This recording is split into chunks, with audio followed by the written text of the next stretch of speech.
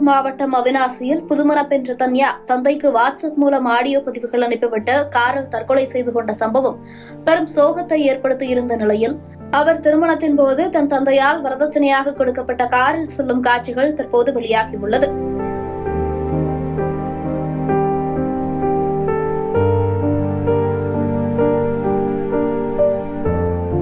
திருப்பூர் மாவட்டம் அவிநாசி அடுத்த கைகாட்டிபுதூர் பகுதியைச் சேர்ந்தவர் ரிதன்யா. இவருக்கு 2 மாதங்களுக்கு முன்பு கவின்குமார் எனும் இளைஞரோடு திருமணமாகியுள்ளது.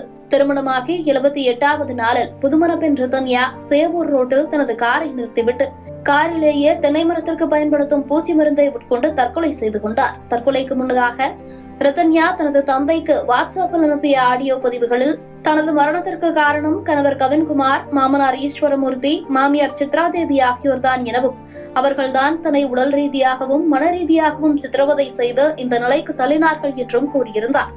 இந்த ஆடியோ பல்வேறு பகுதிகளில் பரவி பெரும் அதிர்ச்சியை ஏற்படுத்தியிருந்தது. இந்நிலையில் தற்போது ரிதன்யாவிற்கு வரதட்சணையாக கொடுத்த வால்வோ காரில் தனது வீட்டிலிருந்து சிரித்த முகத்துடன் செல்லும் காட்சியும், ரிதன்யா திருமண சடங்குகள், வரதட்சணையாக கொடுத்த நகைகள் உள்ளிட்ட படங்களும் வெளியாகியுள்ளது. இது தற்போது சமூக வலைதளங்களில் வைரலாகி வருகிறது.